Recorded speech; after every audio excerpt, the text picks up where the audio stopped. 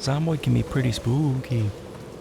And I'm going to visit a lot of that today, as well as check out some mods that add a little extra quality spook to the game. The woods are a pretty spooky place to be at night. The campfire only lights up so much, and the shadow of the trees conceal secrets. Or maybe nothing, but possibly secrets. Walking through the deep woods, just the ambient noises and lack of visibility alone can cause tension. But occasionally you come across something you didn't expect. You could discover a lone cabin, or you might happen upon a dirt trail that leads into the unknown. When you decide to walk that path, you never know where you'll end up or if it will be past dark by the time you get there. You could meet a dead end, or you could discover an old abandoned campground.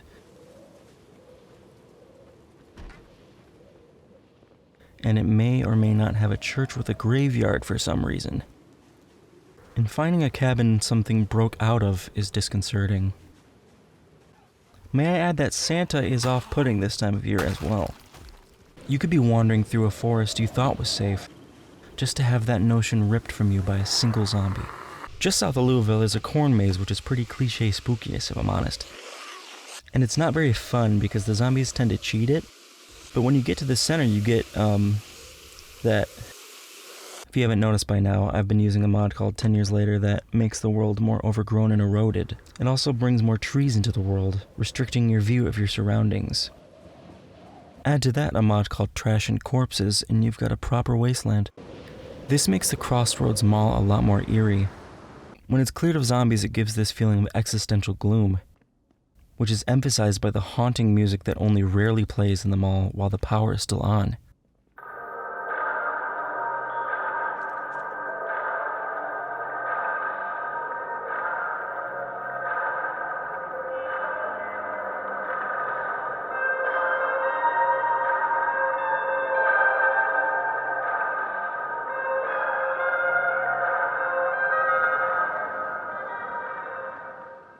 Traveling through the empty city at night gives a similar feeling.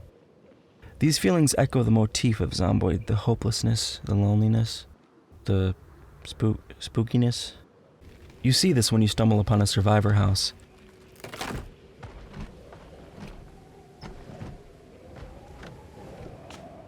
They eventually succumb, despite being prepared, to deprivation or infection. Oh, sick, I leveled up. You see this in random homes where the occupant decided to take the expedient way out, whether by pistol or by bleach.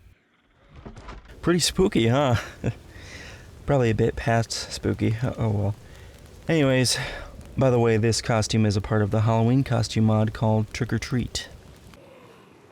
The mod Night Sprinters can be terrifying on its own, but especially when you're trapped in a house with zombies banging on seemingly every entrance. This usually doesn't end well. But I got out of there, don't worry. Another mod that ups the spookage is Wandering Zombies. It makes zombies wander for much further distances. And you can customize it so hordes can form and wander. And then these hordes can merge and create giant wandering hordes that will probably end up at your door at 3 a.m. I knew I shouldn't have put up the for sale sign.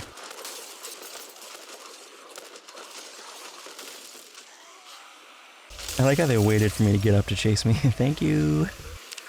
You probably noticed these guys. They're part of the Occult Zombies mod. Very creepy. Do something, buddy. Well, that's just awful. There's a mod for the Addams Family mansion. The mansion is designed very well. I gotta get out of here.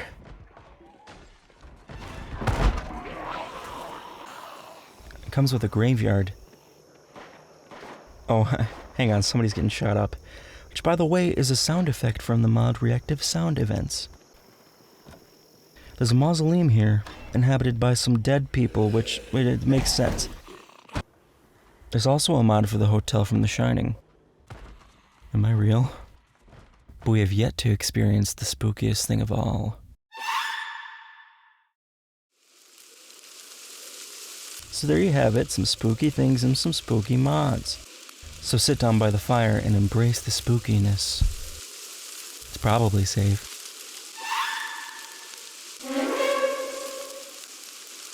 See? It's fine.